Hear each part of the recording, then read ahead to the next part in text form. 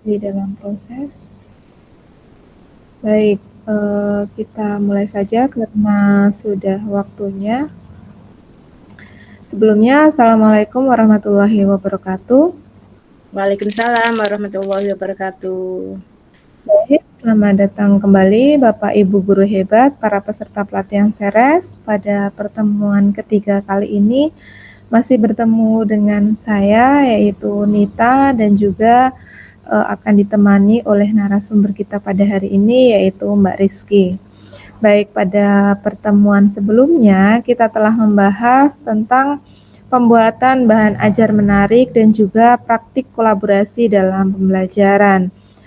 Pada pertemuan kita kali ini nanti akan mempelajari tentang pembelajaran blended learning dan juga pemanfaatan Canva for Education sebagai salah satu media digital yang kreatif dan inovatif. Jadi untuk blended learning ini merupakan model pembelajaran yang menggabungkan antara pembelajaran tatap muka dan juga pembelajaran online. Jadi nanti Bapak Ibu guru akan belajar bagaimana merancang pembelajaran blended learning yang baik dan efektif dengan harapan dapat meningkatkan hasil belajar siswa. Dan juga Bapak Ibu guru nanti akan mempelajari tentang pemanfaatan dari Canva for Education sebagai media pembelajaran digital yang kreatif dan menarik untuk disajikan dalam pembelajaran. Baik, saya berharap setelah mengikuti pelatihan kali ini nanti kita dapat memahami dan juga mengaplikasikan pembelajaran secara blended learning dan juga Canva for Education dalam proses pembelajaran di sekolah masing-masing. Baik, sebelum kita mulai untuk kita belajar bersama-sama, marilah kita membaca basmalah bersama-sama. Bismillahirrahmanirrahim. Baik, selanjutnya untuk penyampaian materi akan disampaikan oleh Mbak Rizky Nurul Amalia. Untuk Mbak Rizky dipersilahkan.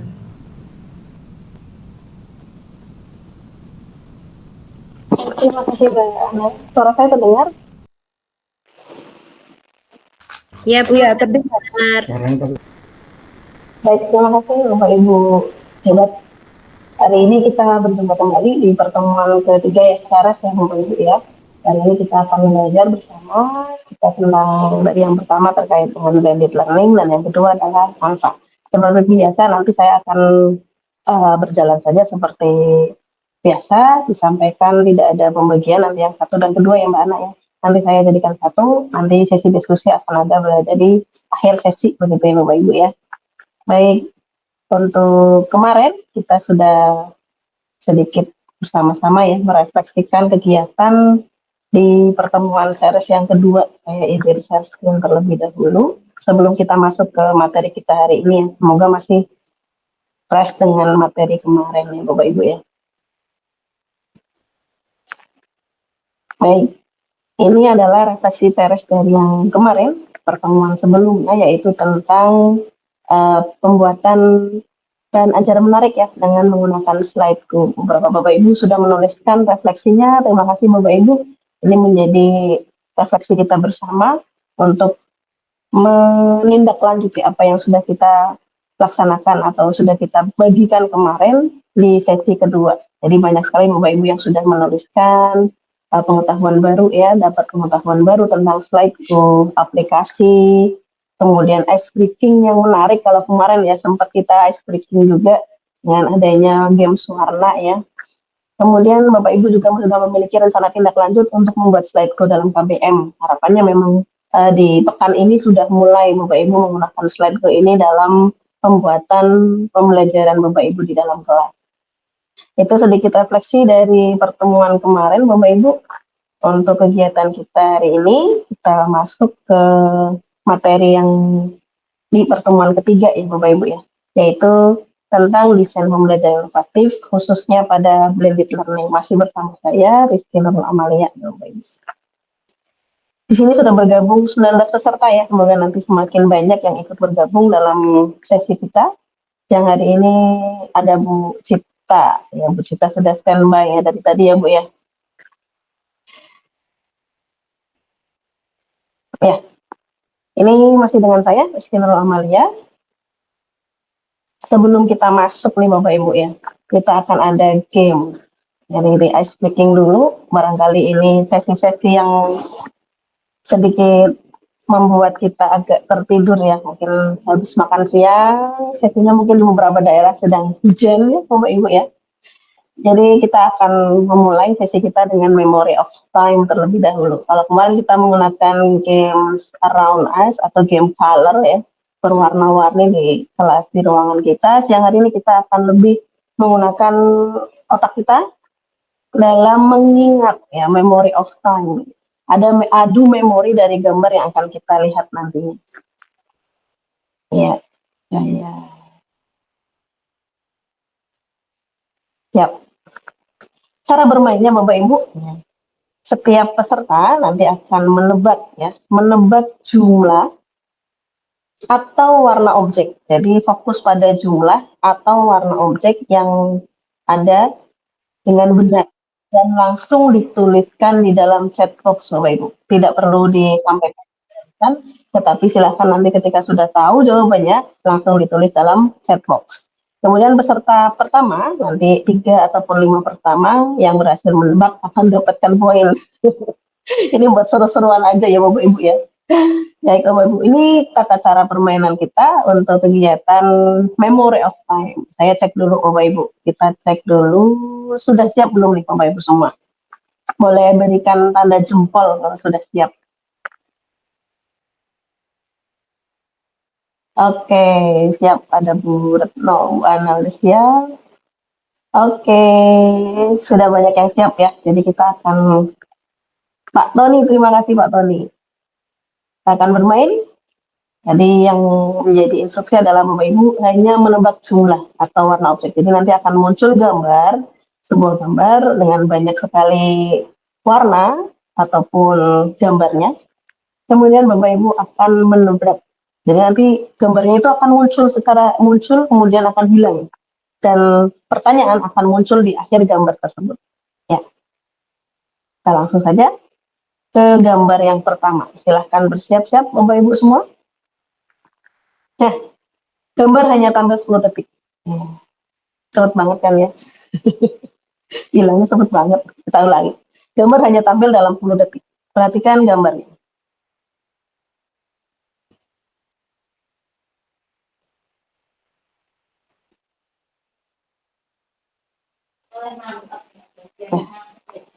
Pertanyaannya adalah berapa banyak ikan di gambar tersebut? Retno 1, Bu Esti 2, Bu Ana 1, Pak Yatno 2, Pak Tony 2 ekor. Ini biasa mancing nih Pak Tony. Pak Meso, Pak Meso 2. Oke, ada yang jawab 2, ada yang jawab 1. Kita cek ya Bapak Ibu ya. Bu Afidatin jawabannya 2 ekor. Siapa lagi nih? Bu Nurmila 3. Oh, 3 semakin banyak ya Bu ya. Sudah berapa yang jawab nih? Sudah banyak ya. Kita lihat jawabannya berapakah banyak ikan di gambar tersebut. Iya, jawabannya adalah 2. Siapa nih yang tadi jawabannya benar? Yang jawabannya benar ada Pak Meso. Memorinya ternyata sangat luar biasa ya. Pak Tony betul, Pak Yatno betul. Oke, Bu Retno. Bu Ana kayaknya jarang belanja ikan. Apa jarang mancing ikan? Jarang mancing ini. Sering Bu mancing tiap hari. Ini mancing emosi. Sering mancing keributan. Mancing keributan ya Pak. Waduh, ini curhat. Berikutnya, soal berikutnya. Silakan bersiap-siap. Ingat ya Bapak Ibu, hanya 10 detik dari sekarang.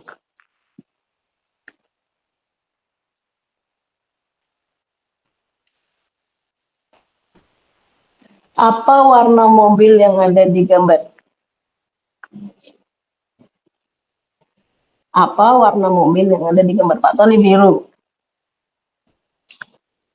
Coklat Pak Meso, oke. Retno biru. Merah Bu Afidatin. Oke, Mbak Ana merah. Bu Esti merah. Iya. Bu Dwi merah. Putus Yani biru. Kita cek dulu ya Bapak Ibu ya. Jawabannya adalah warna merah. Iya. fokus berarti ya. Kalau saya sendiri nggak soal bingung warnanya mau ya. Ternyata memang banyak kan di sini adalah warna merah dan termasuk mobil berwarna merah. Tadi ada yang ini OPK ya Bapak Ibu ya, bahwa ikan itu bukan ikan lumba-lumba ya. Oh iya, ini lumba-lumba ya Bapak Ibu ya. Jawabannya berarti harusnya satu ya. Karena lumba-lumba maksudnya bukan Pisces tapi mamalia ya. Saya orang-orang ternyata masih beranggapan bahwa lumba-lumba itu adalah ikan. Terus saya diprotes tuh Mbak Ana. Jawabannya berarti satu, karena satunya bukan ikan tapi mamalia. Terima kasih. Kemudian lanjut ya, satu lagi ya Bapak Ibu ya, soal selanjutnya.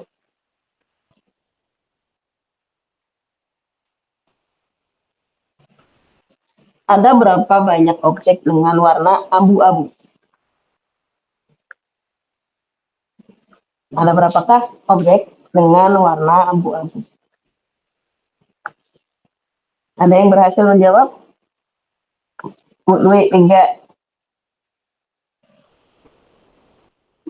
Jawabannya 3. Pak Weso 2.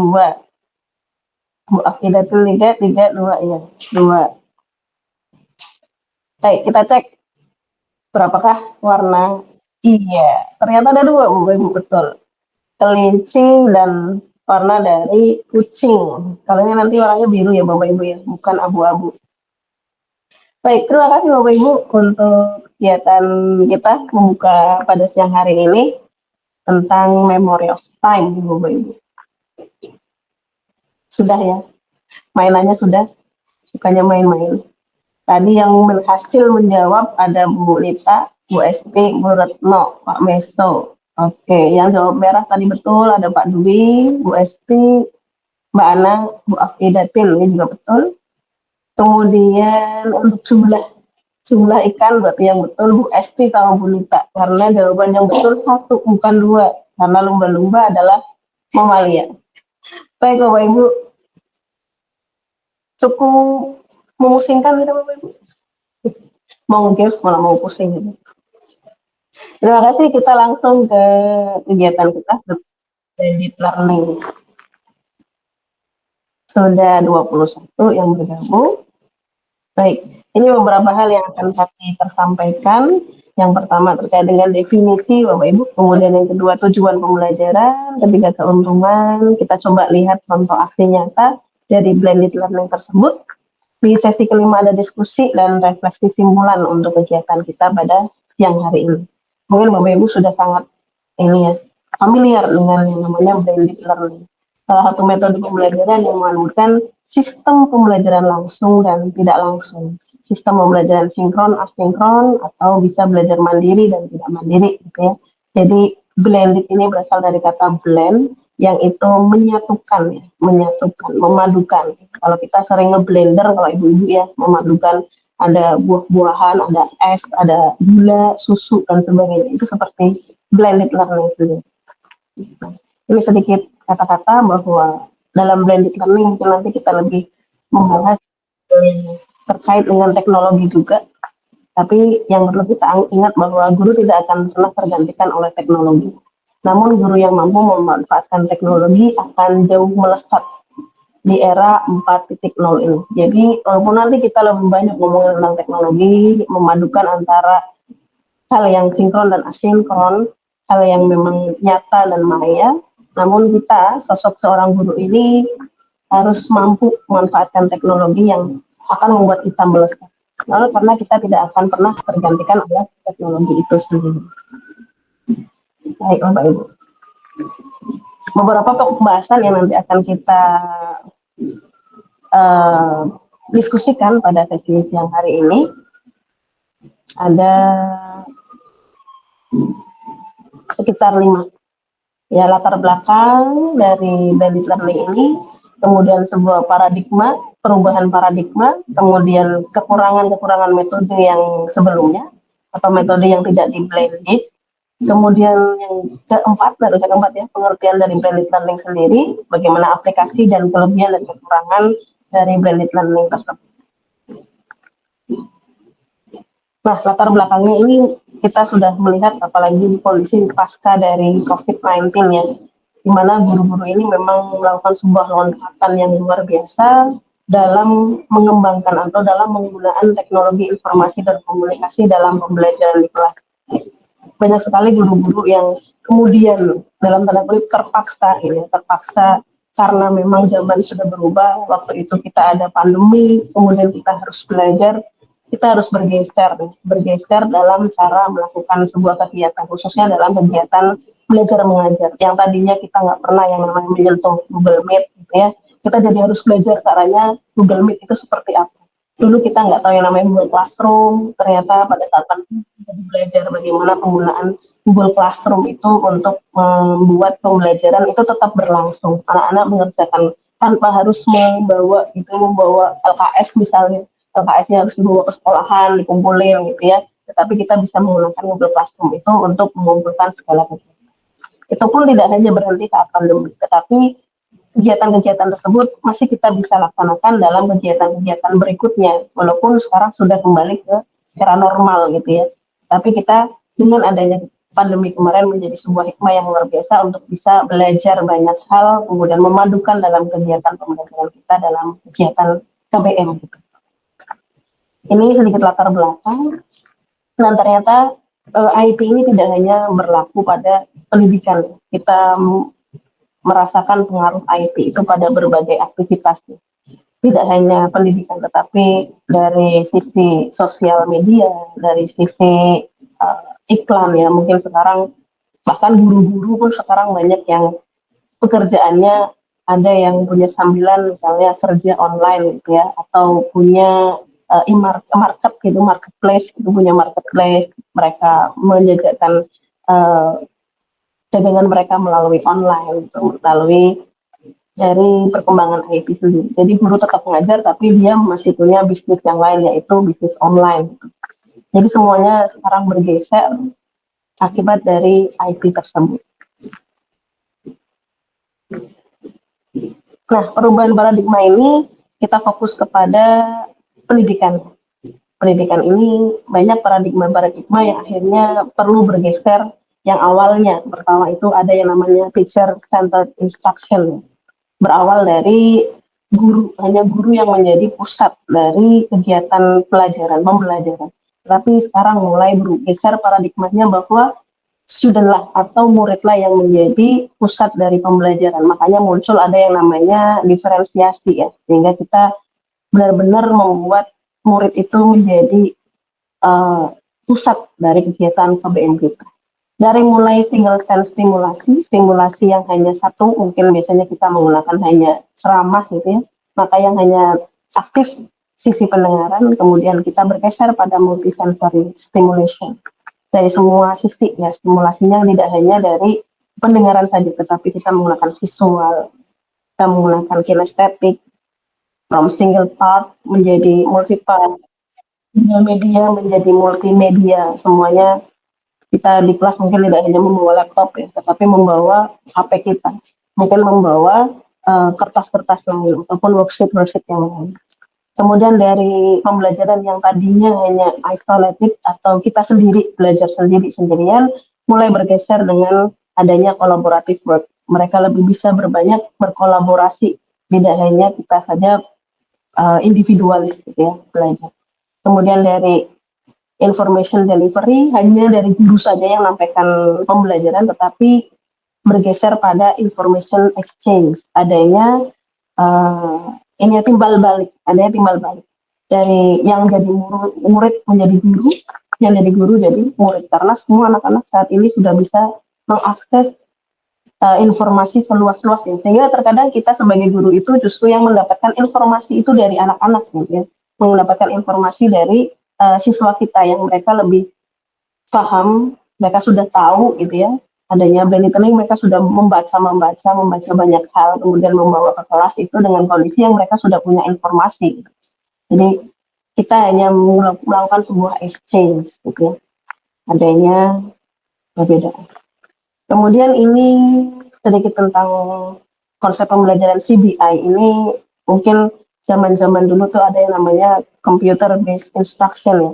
Kalau di bahasa Inggris di pembelajaran saya itu ada yang namanya ruang multimedia, di mana anak-anak itu belajar dalam lab komputer gitu. Ternyata lab komputer ini juga ada banyak kekurangannya gitu ya dengan menggunakan lab komputer. Kemudian berikutnya ada konsep pembelajaran e-learning. E-learning ini lebih ke pembelajaran menggunakan sama ya, lebih menggunakan perangkat gadget kita. Hanya yang CBI ini dia menggunakan komputer saja. Kalau yang e-learning itu kita bisa memanfaatkan semua network yang ada. Bisa menggunakan HP, bisa menggunakan multimedia yang ada. Ini beberapa kekurangan konsep dari CBI karena adanya teacher centered ya, masih teacher centered, kemudian kurang efektif dalam memanfaatkan waktu. Kita misalnya harus masuk ke dalam lab komputer itu kan tidak bisa semuanya masuk ya, hanya mungkin kelas-kelas yang sudah ngapling gitu, dan ngaplingnya kan nggak mungkin setiap kali pertemuan itu kita pakai labcom. Kemudian tingginya biaya pengadaan pengembangan program komputer, dan yang keempat, dan hanya efektif untuk digunakan dalam kelompok kecil gitu ya Bapak Ibu. Di sekolah Bapak Ibu masih ada menggunakan CBI ini, jadi masuk ke dalam ruang komputer gitu Bapak Ibu. Masih ya, masih digunakan atau hanya digunakan untuk ANBK saja? Ini untuk yang CBI. Berikutnya adalah konsep yang berikutnya tentang e-learning. E-learning ini memang misalnya kita menggunakan butuh usaha lebih dalam mempersiapkan materi pembelajaran. Jadi kita masuk ke dalam kelas itu kita sudah harus menyiapkan semuanya, memperhatikan sisi pedagogi dalam suatu materi, kemudian siswa perlu dimotivasi dan diorganisasi, sarana prasarana pun harus mendukung. Ini konsep learning. E-learning itu kalau tadi CBI itu ya hanya di dalam lab komputer, kalau yang kedua ini e-learning ini bisa dilakukan aktivitas di luar, ya di luar melalui HP kita ataupun komputer kita, laptop kita, tablet kita, itu bisa menggunakan e-learning lebih luas.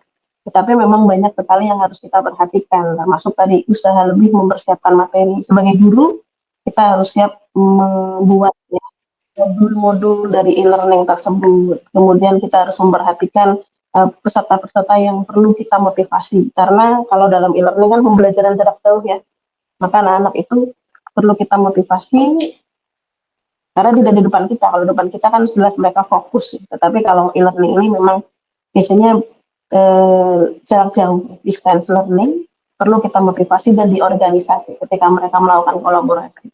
Dan sarana prasarana harus mendukung. Ini juga penting karena tidak semua di daerah itu punya sarana prasarana yang mendukung gitu ya. Ada yang mungkin tidak punya sarananya, tidak punya HP gitu ya, tidak ada sinyal yang baik gitu yang mendukung. Ini menjadi kekurangan dari konsep tersebut. Sehingga kita padukan adanya blended learning, suatu pembelajaran yang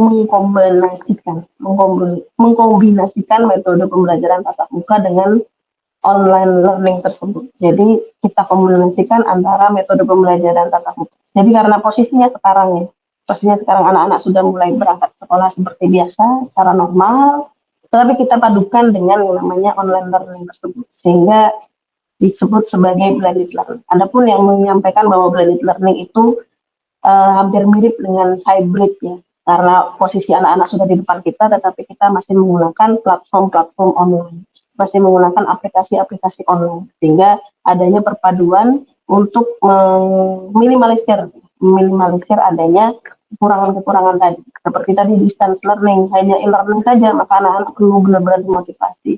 Ketika hanya CBI saja, maka harus siap dengan segala sarana prasarana di sekolah seperti itu, sehingga memadukan adanya blended learning. Nah, ini beberapa karakteristik blended learning.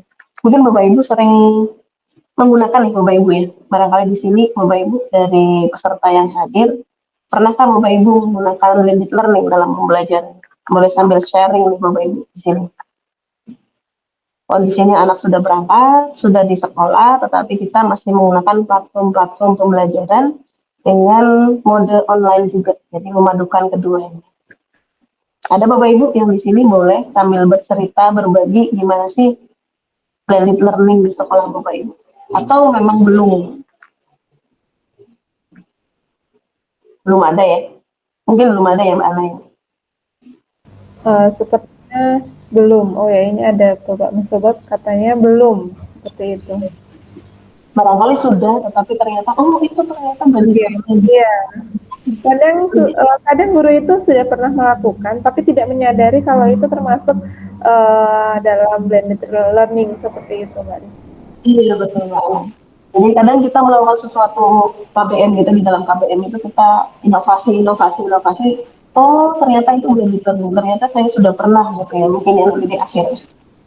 Jadi berarti kita lanjutkan untuk pemaparannya. Jadi ini beberapa karakteristik blended learning, yaitu adanya penggabungan berbagai cara penyampaian, model pendidikan, gaya pembelajaran, serta berbagai media berbasis teknologi yang beragam. Sehingga itu yang disebut sebagai blended, yaitu menggabungkan.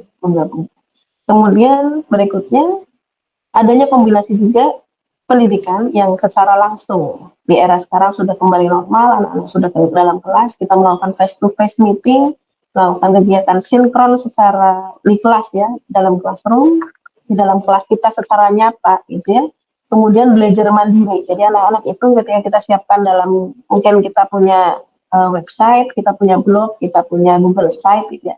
Anak-anak sudah punya belajar mandiri dulu, mereka sudah membaca pembelajaran mandiri mereka di rumah gitu ya, dan kemudian belajar mandiri via online. Jadi ini adalah kombinasi pendidikan secara langsung. Untuk hybrid itu mungkin perbedaannya sedikit di sini Bapak Ibu. Adanya kombinasi pendidikannya tidak pada belajar mandirinya, tidak berada pada jadi kalau di blended ini anak-anak belajar dulu di rumah, mereka diberikan bekal materi, silakan dibaca gitu ya, kemudian melakukan face to face di kelas. Tapi kalau hybrid ini memang dia lebih kepada sesi sinkron dan asinkron. Jadi agak mungkin sedikit tapi beda gitu ya, agak sama tapi beda. Jadi kalau di hybrid itu kita dalam kelas, tapi kita juga menggunakan mode online. Kemudian pembelajaran yang didukung oleh kombinasi cara penyampaian, cara mengajar, dan gaya pembelajaran. Kemudian yang keempat, pendidik dan peserta didik memiliki peran yang sama penting karena nantinya akan ada kolaborasi di dalam pembelajaran blended learning. Nah ini gambaran dari ini juga mirip hybrid learning. Di sini ada face to face learning, ya. Ada pertemuan secara face to face, bertemu secara langsung, tapi kemudian kita gabungkan dengan pembelajaran online learning kita dengan internet based learning, web based learning. Misalnya kita punya tadi ya Google Site gitu, atau Blogspot, ataupun kita punya Google Classroom, itu termasuk dalam e-learning kita. Jadi ada penggabungan antara face to face dan juga kegiatan menggunakan internet based di dalam kelas. Jadi anak-anaknya di situ diem, mungkin di dalam platform gitu atau di dalam kelas mereka menggunakan perangkat Chromebook atau perangkat HP mereka, kemudian kita melakukan kegiatan dalam online berbasis daring. Ya, penggabungannya ada di situ. Ini yang disebut dengan blended learning. Ini gambarannya, adanya penggabungan juga secara manusiawi, secara manusia ya, sebagai seorang guru, dan kemudian penggabungan secara teknologi, kita gabungkan. Karena terkadang ketika anak-anak hanya menggunakan teknologi saja, mereka tidak ada motivasi, tidak ada personalisasi dari guru. Jadi ini yang membedakan antara guru dan juga teknologi. Ada hal-hal yang tidak bisa tergantikan oleh teknologi tersebut. Adanya feedback, kemudian adanya disiplin. Jadi anak-anak bisa tahu, apalagi anak-anak di usia SMP, SMA itu masih SD mungkin ya barangkali, masih harus kita kontrol secara disiplin mereka. Kemudian dari penggabungan teknologi ini adanya mobility, bisa kita gunakan dimanapun ya. Kemudian lebih terstruktur kalau teknologi itu kita sudah punya misalnya Google Classroom, di sana sudah jelas materinya apa saja. Mungkin seperti yang ada dalam series ini ya, Mbak Ana ini sudah menggabungkan dalam sebuah Google Classroom, di sana sudah ada materi, sudah ada limit kita, jadi di sana lebih terstruktur. Kemudian reduce cost. Reduce cost itu berarti mengurangi adanya cost ya. Kita tidak perlu misalnya kita di kelas, kita menggunakan quizzes, kita menggunakan Kahoot, itu kan kita sangat diuntungkan karena tidak harus mengeluarkan banyak uang, tidak harus mengeluarkan banyak uang, tidak harus merogoh banyak kocek ya, karena kita tinggal share linknya saja, mereka langsung bisa mengerjakan di dalam kelas gitu ya, resource course-nya. Ataupun sekarang ada di Quizlet itu ada yang namanya paper based. Jadi anak-anak tidak perlu pakai HP, tidak perlu pakai komputer pun mereka bisa menggunakan paper based tersebut.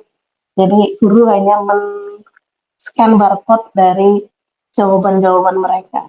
Itu adanya penggabungan antara teknologi dan kemampuan pedagogis dari seorang guru dalam blended learning.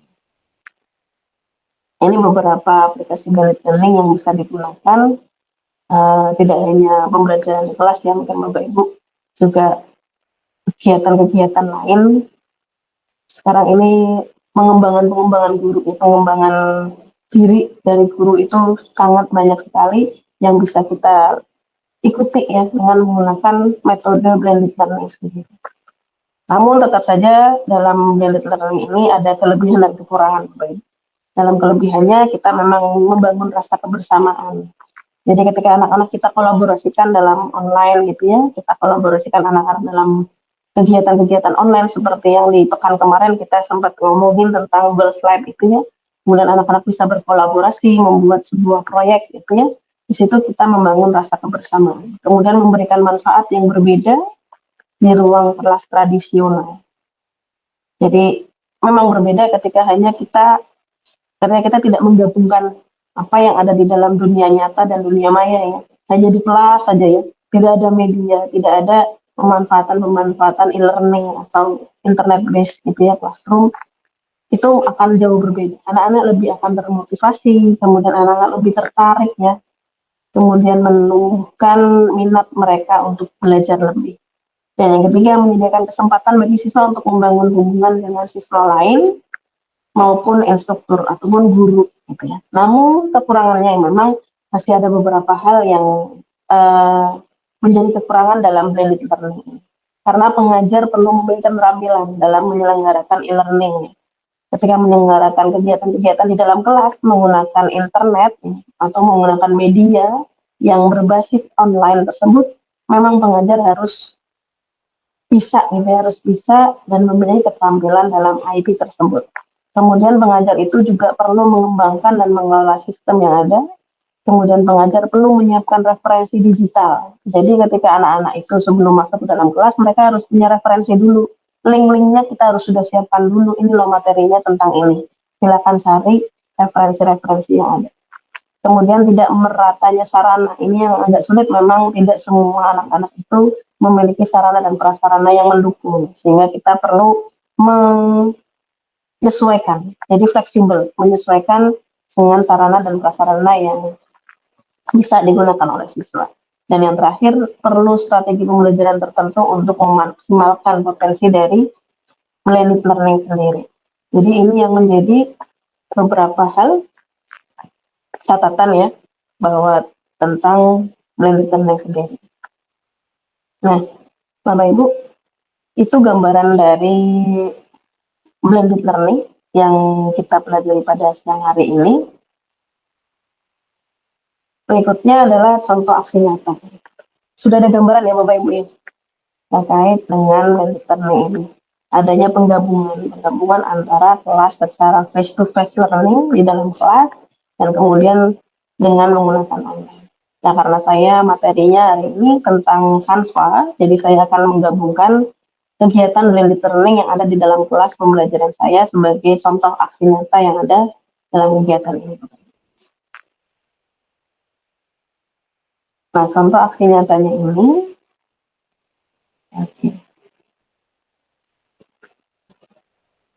ini rencana pembelajaran dari, karena saya guru bahasa Inggris ya Bapak Ibu ya. Ini adanya kegiatan untuk di dalam kelas ini menggabungkan kegiatan face to face dan juga kegiatan online itu. Di sini saya mengambil materi, ini sudah berubah ya.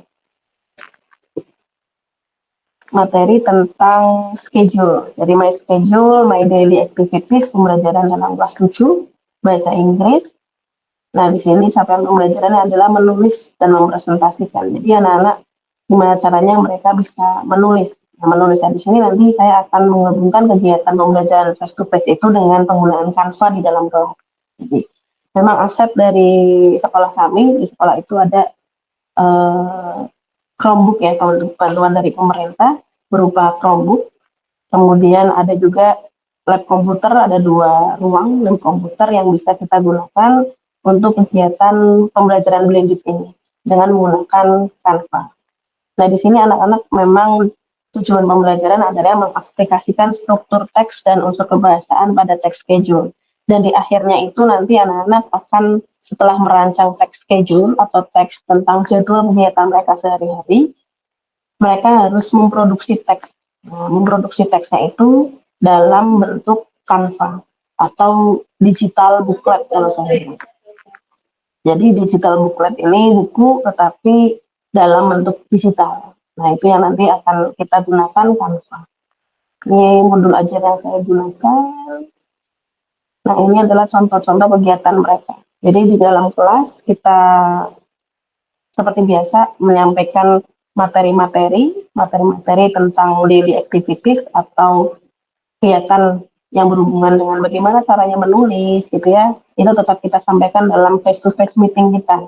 Jadi mereka memiliki bekal untuk menulis ya, menulisnya bagaimana cara menulis, bagaimana cara vocabulary kalau dalam bahasa Inggris ya, mereka harus tahu kosakata-kosakata yang mereka gunakan dalam daily activities.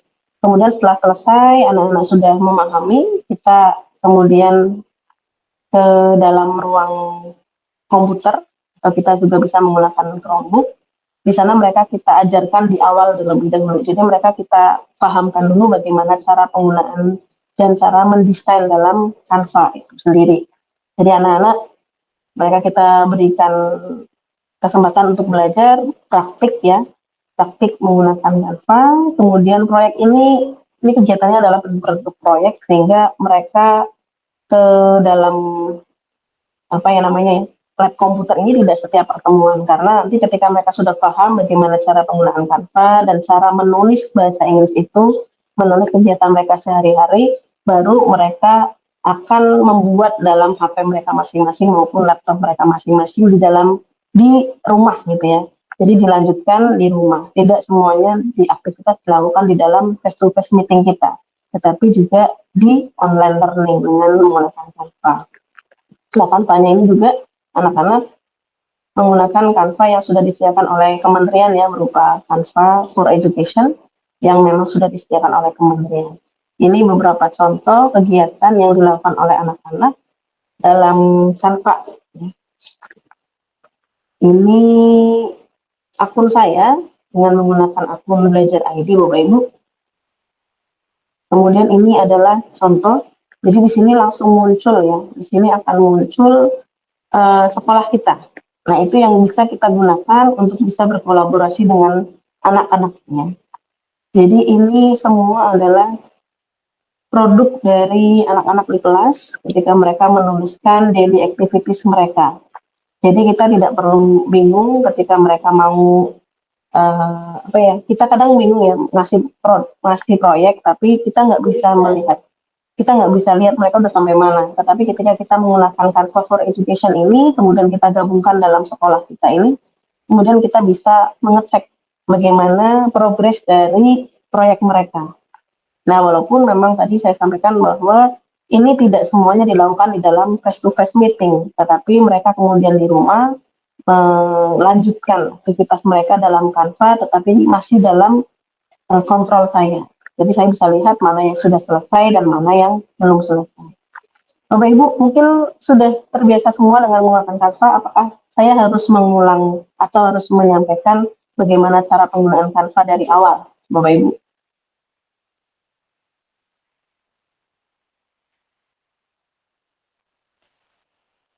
Baik, Bapak Ibu.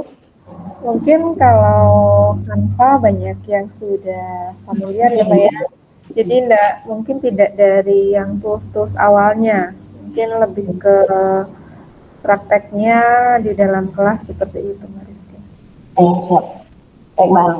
Jadi Atau ini kita Ada Bapak Ibu guru yang memang benar-benar asing dengan Canva? Sepertinya tidak ada. Tidak terbiasa ya Bu Ibu ya, apalagi sekarang sudah muncul yang namanya Canva for Education. Bapak Ibu yang sudah memegang akun belajar ID bisa memanfaatkan Canva tersebut yang sudah rasanya memang Canva ini premium, premium tapi rasanya rasa premium namun gratis. Karena kalau kita menggunakan Canva yang biasa, mungkin saya lebih fokus ke perbedaan di Canva yang biasa dan Canva ini ya, Canva yang um, premium, tapi khusus untuk guru.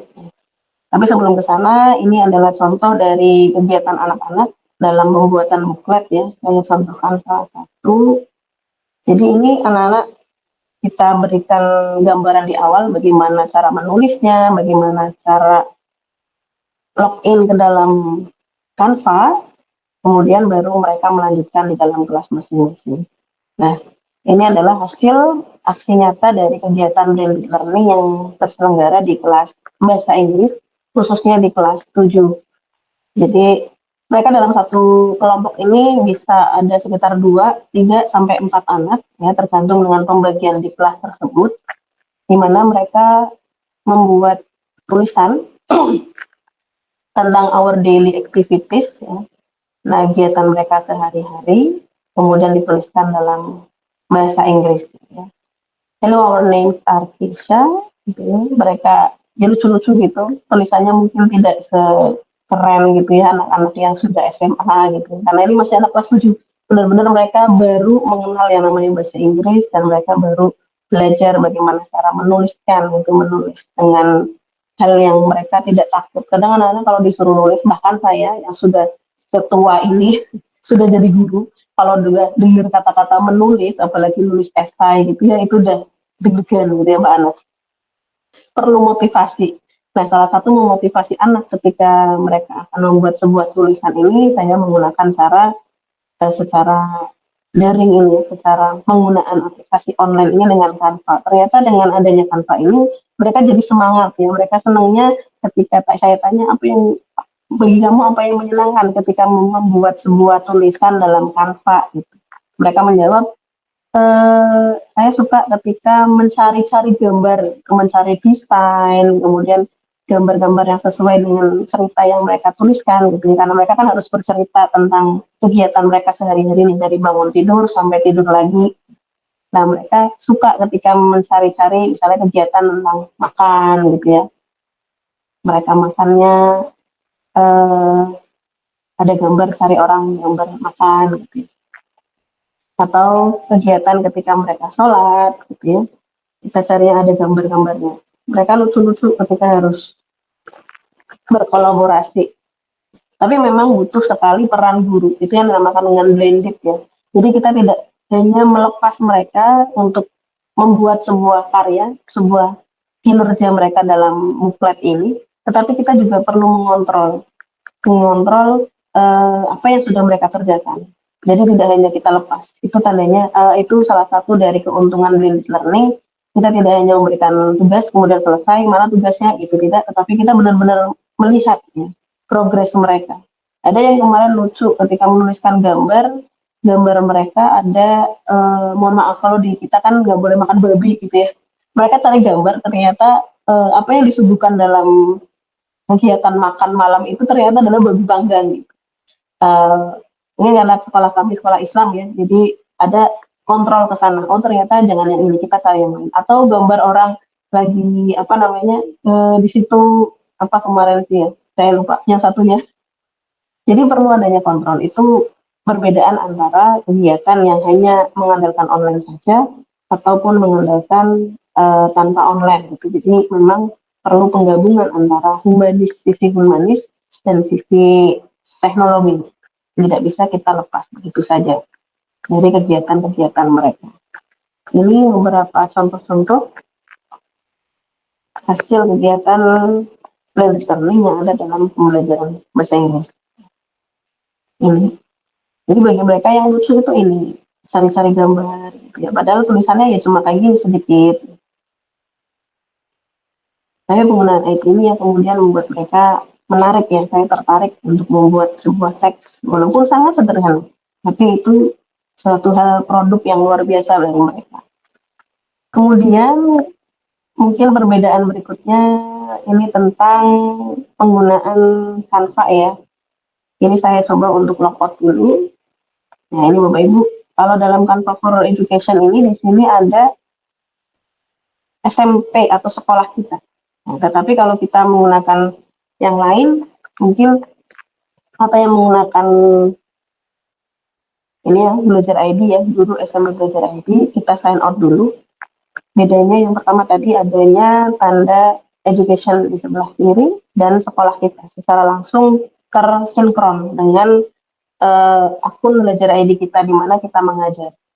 Kemudian berikutnya di sini sudah sangat lengkap kalau kita lihat sisi penampakannya yang dari Belajar ID ya Bapak Ibu ya. Karena memang sudah dipersiapkan untuk guru-guru sehingga yang ada dalam menu-menu kita di sini lebih banyak pada kegiatan-kegiatan yang bisa dilakukan oleh guru. Nah, di sini ada presentasi education infographic. Jadi di sini sudah muncul langsung judulnya itu education infographic. Sedangkan kalau kita menggunakan Canva yang bukan for education atau Canva yang hanya kita masuk menggunakan akun Gmail pribadi kita, maka di sana tidak akan muncul education presentation.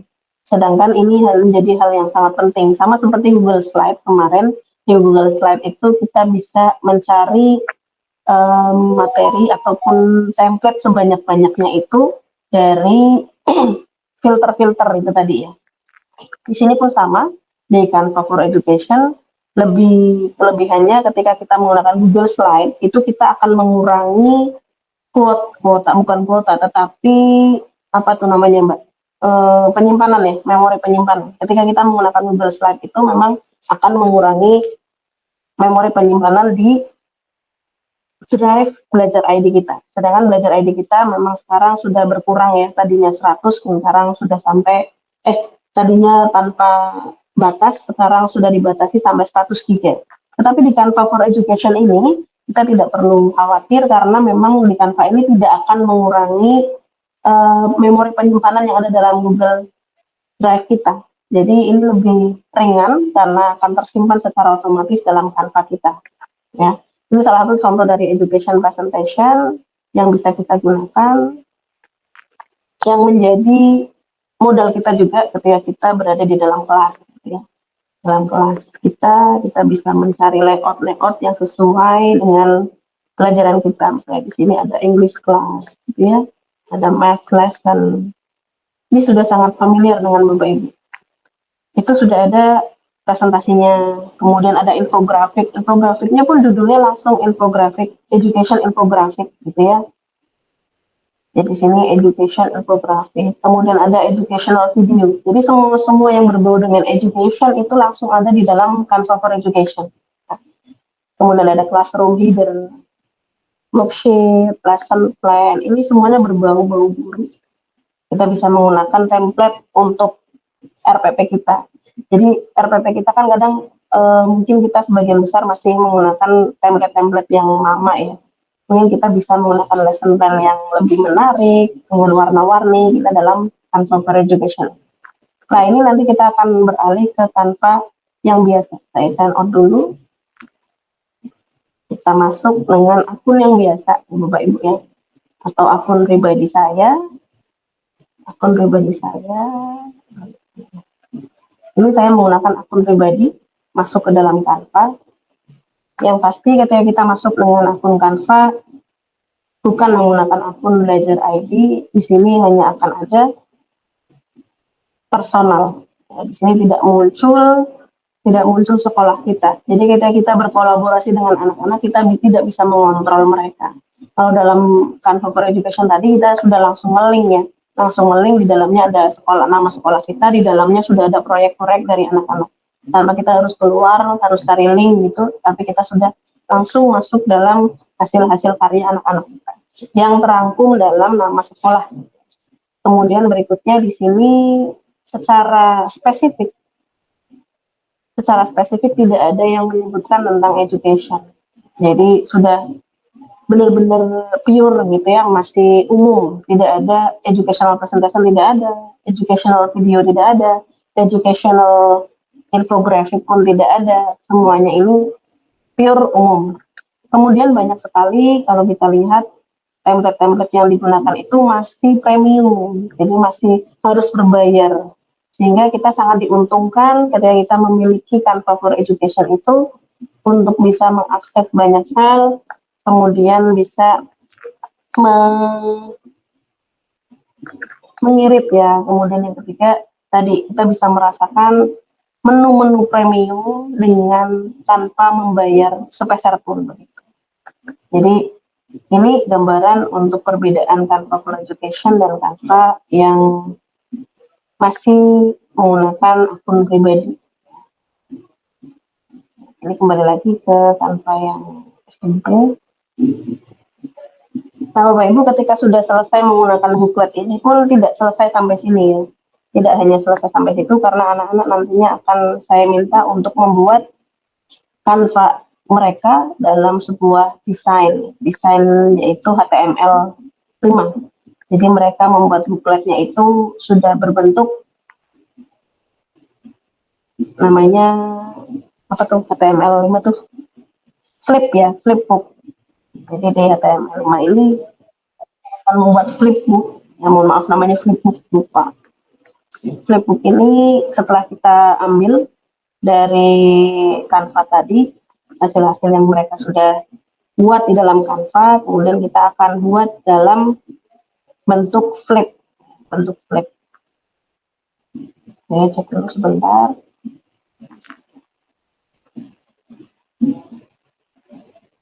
Ya.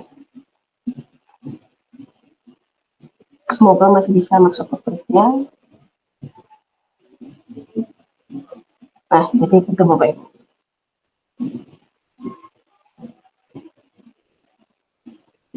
Oke.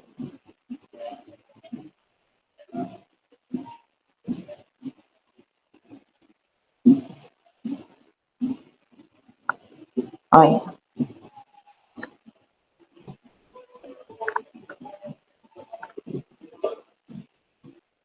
Baik, itu tadi kegiatan dalam Canva.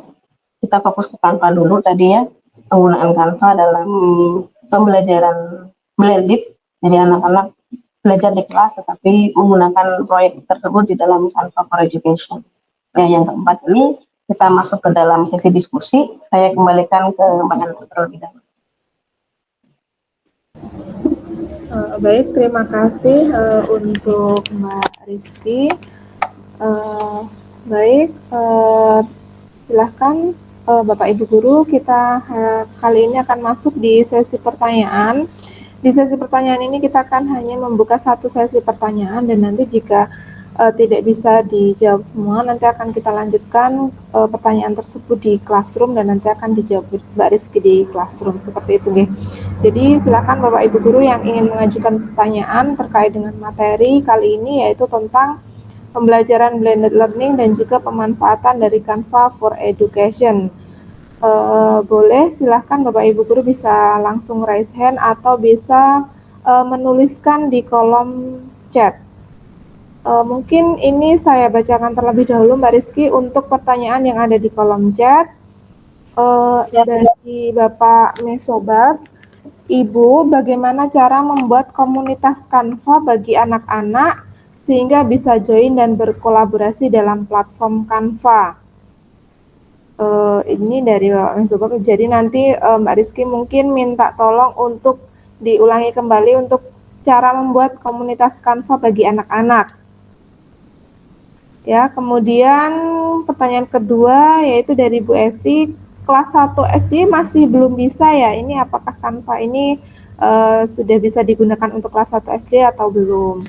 Kemudian dari Bu Tusiani, saya membuat aksi nyata sudah menggunakan Canva, tapi saya masih belum bisa memasukkan video kegiatan. Bagaimana caranya memasukkan video sebagai lampiran kegiatan? Jadi nanti Mbak Rizky silakan untuk mempraktekkan caranya memasukkan video sebagai lampiran kegiatan. Mungkin ini dulu, silahkan untuk dijawab Mbak Rizky. Baik Mbak Nana, jadi usaha ada agak sebentar.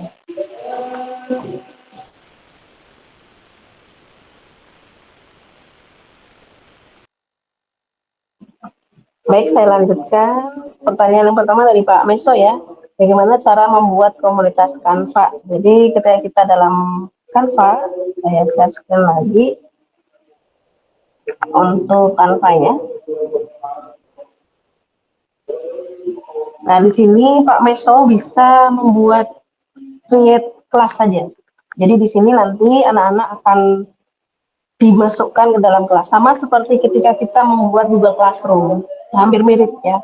Jadi kita membuat kelasnya, kemudian anak-anak akan masuk melalui invitation. Invitationnya bisa kita share link. Kita coba caranya adalah kita klik dulu di bagian kiri ya Bapak Ibu ya. Di sini ada create a class. Sehingga di sini nanti anak-anak bisa saling berkolaborasi ya. Ini kita tuliskan kelasnya misalnya kelas 7-1 gitu ya. Kita coba continue. Kemudian kita invite dengan memberikan link ini saja melalui WA anak. Misalnya anak-anak punya grup ya, WA grup, kita share linknya melalui WA grup. Kalau misalnya anak-anak punya Google Classroom, berarti kita share melalui Google Classroom anak-anak tersebut. Kemudian untuk yang kedua bisa menggunakan via kode. Nah ini menggunakan copy kode. Mereka bisa mengcopy, kita copy, kemudian kita berikan kepada anak-anak.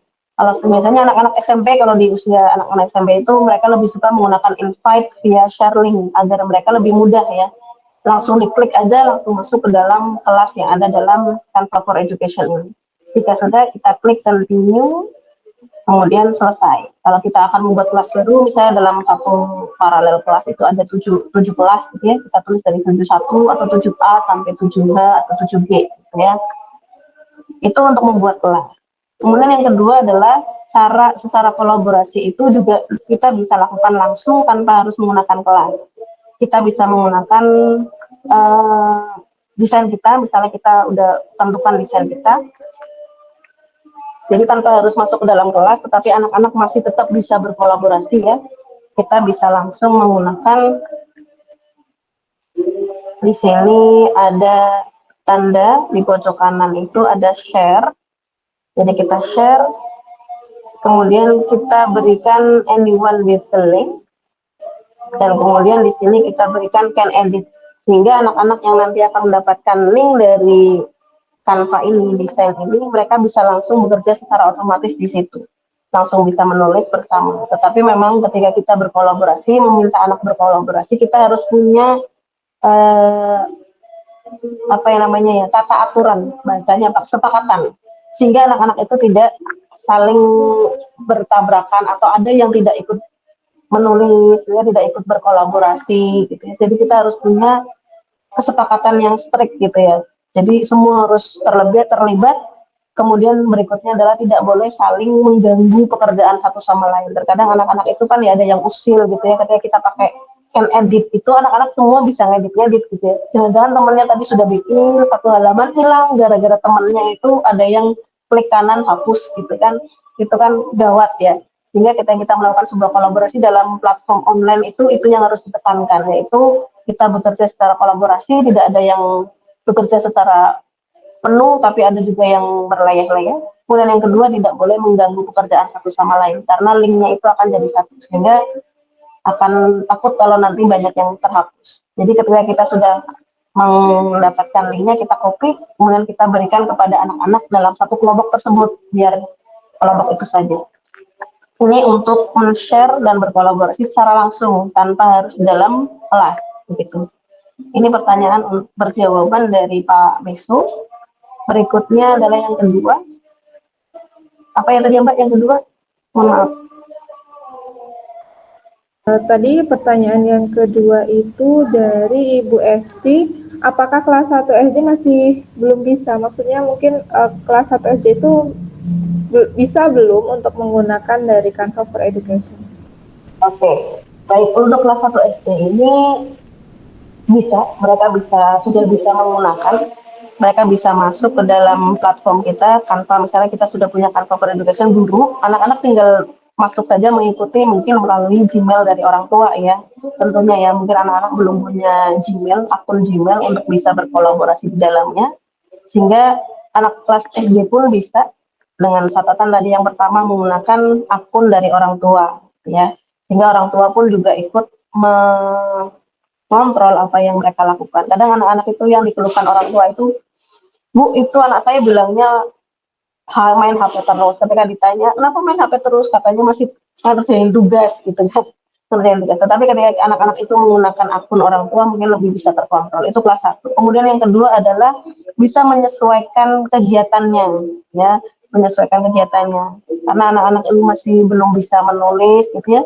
Mungkin kegiatannya lebih kepada gambar gitu ya, mencari gambar, menambahkan gambar gitu ya. Mungkin dari kegiatan kita membuat sebuah desain kayak gitu ya, kemudian anak-anak diminta untuk mencari gambar melalui elemen-elemen.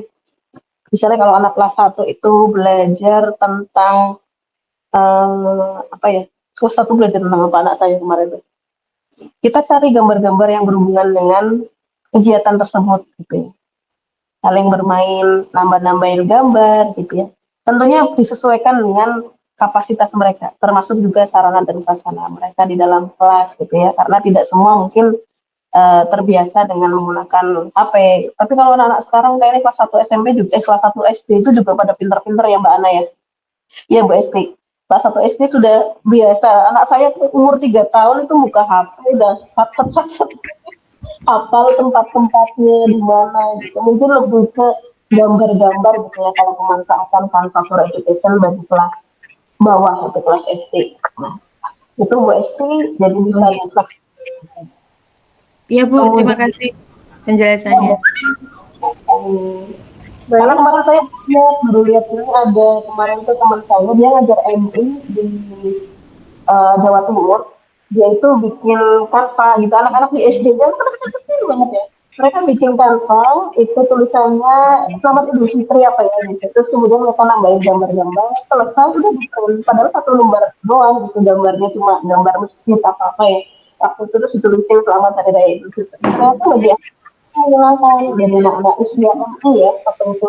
Saya lihat usaha sulit-sulit loh, mereka kok bisa ya, ternyata ya mereka dikenalkan dengan Canva for Education, mereka membuat sebuah desain yang sederhana, simple. Jadi yang ketiga Mbak Ana, yang ketiga adalah tadi Yang ketiga dari Bu Tusiani yaitu saya membuat aksi nyata sudah menggunakan Canva, tapi saya masih belum bisa memasukkan video kegiatan. Bagaimana caranya memasukkan video sebagai lampiran kegiatan? Monggo. terima kasih. Ini untuk mengupload berarti ya, menambahkan ya, Menambahkan begitu menambahkan video ini. Ya, jadi ketika kita menambahkan video, saya coba perlihatkan dulu.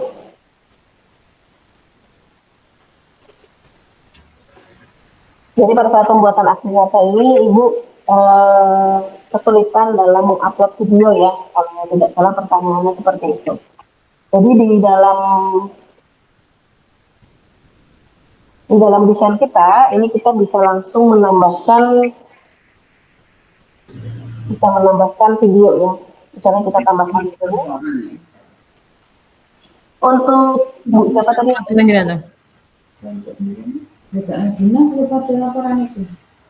Saya Tusiani, saya sudah menggunakan Canva tapi masih belum bisa memasukkan video kegiatan. Jadi Bu Tusiani pastikan dulu tempat videonya itu ada di bagian mana ya. Kalau misalnya videonya sudah ada dalam laptop Bu Tusiana, Ibu tinggal mengeklik tanda upload di sini ya Bapak Ibu ya. Ibu di sini ada upload, kita bisa langsung upload file kita. Ya, langsung upload file kita. Di sini, di upload file. Itu jika videonya sudah ada di dalam, misalnya ini saya ambil video satu ya, salah satu, tadi saya ulangi, kita klik tombol upload di sebelah kiri, kemudian kita upload file, dan kita masukkan video yang sudah kita buat di dalam laptop kita. Nah, ini salah satu contohnya adalah mengupload video dari laptop kita. Jadi nanti dia akan berproses, mengupload secara manual dari laptop ke dalam Canva. Ya, jika sudah, misalnya kita klik sudah ya. Oke, ada beberapa cara. Ini cara yang pertama dulu adalah langsung manual dari laptop Ibu. Jadi kita bisa mengupload melalui tombol upload di sebelah kiri dengan mengupload file. Nah, jika sudah, kemudian kita bisa mengeklik 2 kali video tersebut. Kita ambil video yang sudah ada saja ya, yang gampang. Oke, misalnya ini kita tambahkan, kita klik 2 kali, maka video kita akan otomatis menjalankan. Versi kontekstual yang saya buat, semoga bisa. Nah, namun ketika Ibu nanti mengupload di dalam, misalnya ya Ibu, ini kita share-nya melalui PDF, dia tidak akan mungkin terputar di dalam aksi nyata Ibu. Jadi misalnya ini sudah kita tempelkan nih di dalam Canva kita. Kemudian Ibu menguploadnya adalah bentuk PDF, maka videonya itu tidak akan mungkin muncul dalam aksi nyata Ibu, kecuali Ibu nanti menguploadnya dalam bentuk video atau menguploadnya itu dalam bentuk share link saja. Jadi yang kita klik adalah view only link. Di sini nanti secara otomatis yang akan muncul di sana adalah gambaran langsung dari presentasi Bapak Ibu. Jadi bukan dalam PDF ya. Kalau PDF memang itu nanti video tidak akan muncul, tidak akan tayang. Jadi Bapak Ibu bisa menggunakan video, downloadnya dalam video. Yang kedua bisa menggunakan only link ini, view only link.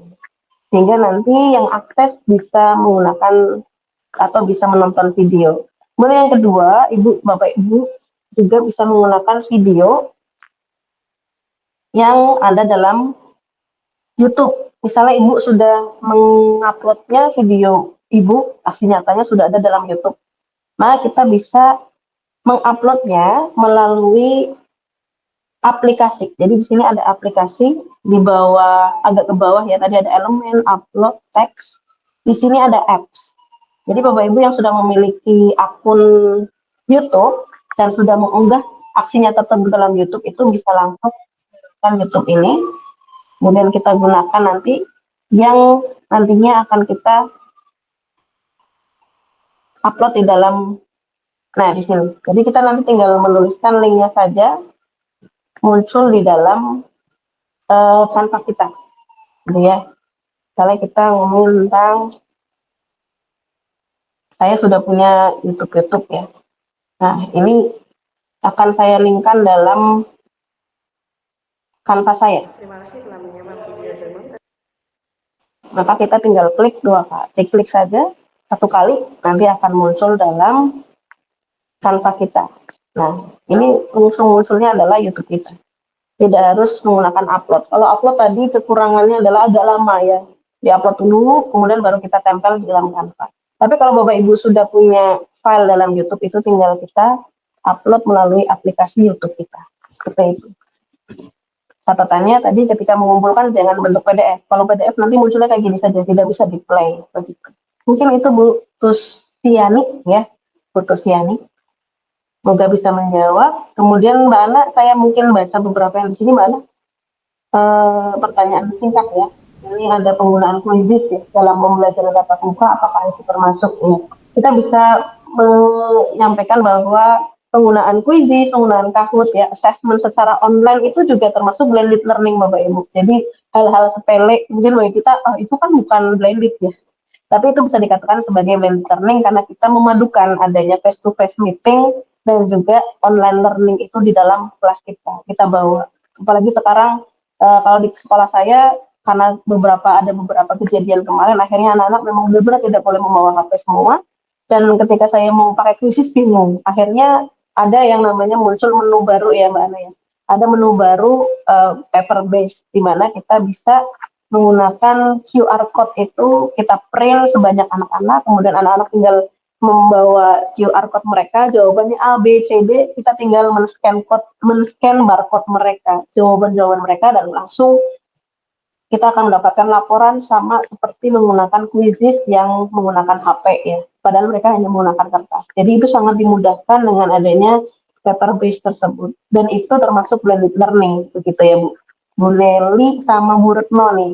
Ya, ternyata sudah menggunakan asesmen online di dalam pembelajaran. Luar biasa Bu Nelly dan Bu Retno. Ya, begitu Mbak Ana. Ya, baik. Terima kasih untuk Mbak Rizky. Oh iya, silahkan Bapak Menko sedang raise hand, dipersilahkan. Silakan Mbak Mesa. Terima kasih Bu untuk materinya. Bu, di sini saya sedikit tertarik tentang YouTube Bu. Ya, Saya gitu. pernah buat Canva, terus saya sudah edit semua dokumen termasuk videonya. Setelah itu saya download dari Canva Bu. Nah, giliran saya mau upload ke dalam YouTube saya yang Gmail tuh Bu, itu ada keterangan terkenal copyright. Nah, jadi saya bingung. Oh, ini apa nih? Jangan sampai saya dituduh sebagai plagiasi begitu, Bu. Jadi ya sudah, saya biarkan saja begitu. Makanya saya hanya memakai di Canva saja. Jadi pertanyaan saya, Bu, apakah itu ada kaitannya dengan Canva, Bu, atau bagaimana? Terima kasih, Bu. Ya. Baik, terima kasih Pak Meso. Tadi sedikit ini ya berbagi cerita. Pak Meso pernah membuat video, kemudian kita upload. Ternyata ada peringatan biasanya ya Pak Meso ya. Iya, betul. Peringatan copyright sih, lebih ke copyright. Karena memang kadang ketika kita menggunakan Canva ini, misalnya tadi ya saya menggunakan YouTube ya, kita menggunakan YouTube di dalamnya, kita ambil video-video orang lain, itu bisa jadi sebagai pelanggarannya. Jadi ketika kita mengupload itu usahakan memang benar-benar dari kita semua tulisan gitu. Kadang ada video-video itu walaupun videonya mungkin hanya sedikit ya, videonya udah sedikit kita ambil cuplikan dari orang lain. Atau yang kedua bisa jadi karena sound yang kita gunakan ya.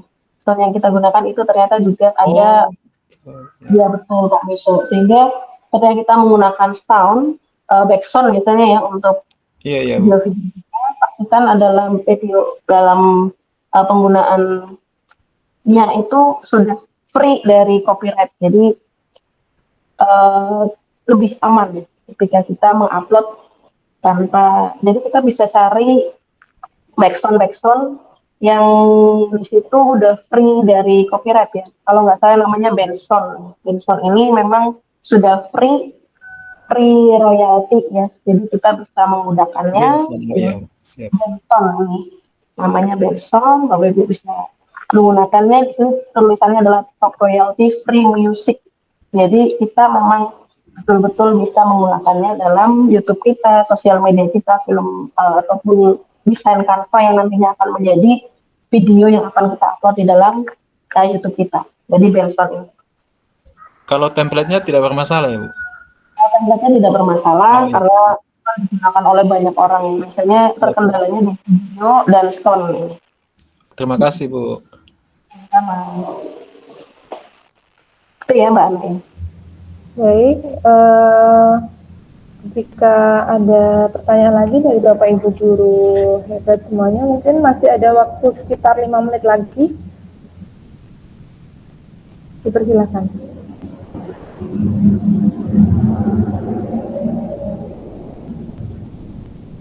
Kayaknya sudah pintar-pintar mana. Nanti kalau ada pertanyaan bisa melalui Classroom ya Bapak Ibu ya. Iya. Jadi kita langsung next ke refleksi dan simpulan Mbak Ana. Iya, silakan. Ya, baik. Dari kita masih ada 5 menit Bapak Ibu, kita masuk ke dalam sesi refleksi dan simpulan. Jadi Bapak Ibu di sini mungkin kalau saya sama bubar itu kan sebenarnya ada pengisi bubar ya Bu ya, Mbak Nita ya, Mbak Ana. Iya. Sebenarnya adalah bubar ini lebih ke penjelasan secara metode dalam pembelajaran secara detail. Sebenarnya beliau, kemudian baru saya. Nah, sehingga apa yang saya sampaikan mungkin lebih ke hal-hal teknis begitu ya Mbak Ana ya, tentang aksi nyata yang ada di dalam kelas, itu penggunaan Canva seperti apa di dalam kelas, berkolaborasi, kemudian Google Slide pun seperti itu. Jadi saya lebih ke praktek-praktek sebenarnya materi-materi inti dari metode pembelajaran, kemudian desain pembelajaran itu lebih kepada berubah. Jadi di sesi simpulan ini saya menyampaikan bahwa kemarin ada sesi Google Slide, kita bisa menggunakan Google Slide tersebut dalam pembuatan bahan ajar yang menarik ya, sesuai dengan tema-tema, karena di sana banyak sekali template-template yang bisa kita gunakan secara free gitu ya. Kemudian berikutnya ada sesi kolaborasi bersama anak-anak, jadi setelah kita menggunakan Google Slide itu, Slide Go tersebut, kita bisa menggunakannya bersama anak-anak dengan hanya menge-share linknya. Kemudian anak-anak kita jadikan editor dan kita bisa belajar bersama dalam satu slide yang sama. Dan kita bisa mengontrol ya, sebagai guru kita bisa mengontrol bagaimana jalannya kolaborasi mereka di dalam Google Slide. Begitupun dengan kegiatan kita di pertemuan kedua ini bersama saya, itu lebih kepada blended learning, di mana kita menggabungkan kegiatan-kegiatan face-to-face learning ini dengan penggunaan media-media online yang bisa kita gunakan, kemudian juga ditambahkan dengan tadi praktik penggunaan Canva for Education yang bisa kita gunakan untuk kegiatan blended learning. Selain Canva juga ada di Quizzes tadi ya, ada Kahoot, gitu, yang dimana kita bisa menggunakannya dalam kegiatan ataupun proyek-proyek dalam pembelajaran anak PJBL. Dan yang terakhir saya mohon izin mengirimkan link refleksi pada kegiatan siang hari ini menggunakan Jamboard. Nah, linknya sebentar saya kopikan. Daripada ngetik lagi ya Bapak Ibu ya. Jadi saya kopikan dulu.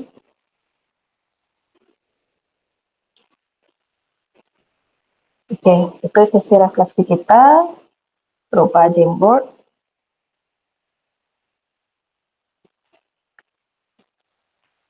Jika Bapak Ibu menggunakan laptop mungkin lebih mudah ya untuk mengisi Jamboard. Bapak Ibu bisa menuliskan refleksi kita, bagaimana perasaan Bapak Ibu, kemudian apa yang Bapak Ibu dapatkan di siang hari ini, hal-hal baru apa yang didapatkan, kemudian yang ketiga adalah terkait dengan hal apa yang Bapak Ibu akan lakukan di setelah sesi siang hari ini. Bapak Ibu bisa menambahkan sticky notes dengan menuliskan yang pertama perasaan Bapak Ibu, kemudian yang kedua tentang hal baru yang didapatkan,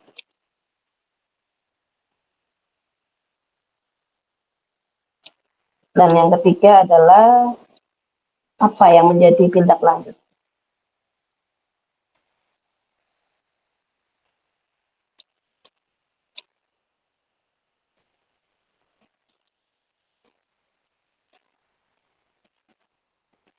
Ya, cukup 3 saja, jangan lupa diberikan nama di paling atas ya, paling depan. Ya, kemudian dituliskan. Bapak Ibu bisa menambahkan sticky notes yang ada di sebelah kiri. Ya, silakan Bapak Ibu.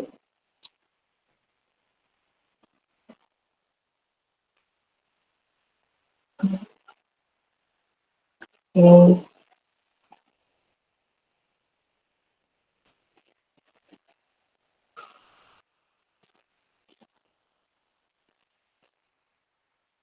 Linknya sudah bisa terbuka ya Bapak Ibu ya.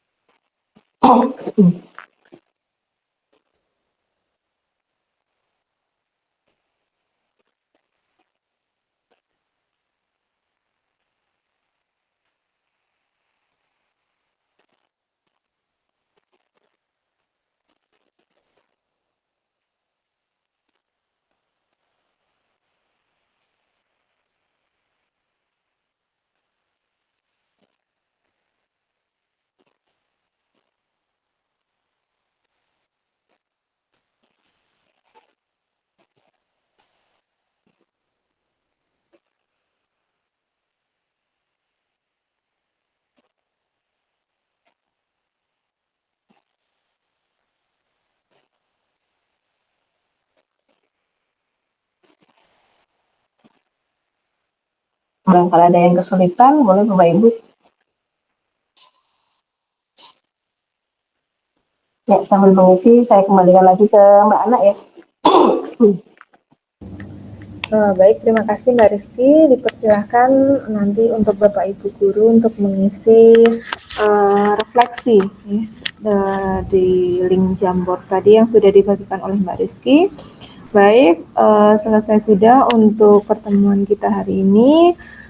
Sebelum itu kita di sesi foto terlebih dahulu. Dipersilakan Bapak Ibu Guru untuk membuka kameranya.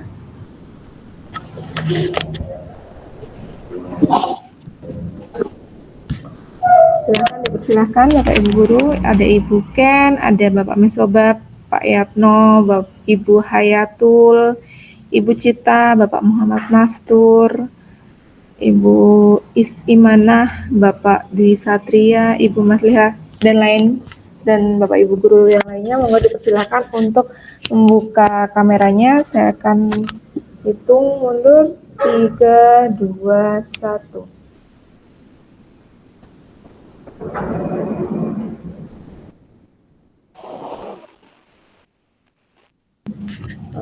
Baik, saya ulangi lagi. 3, 2, 1.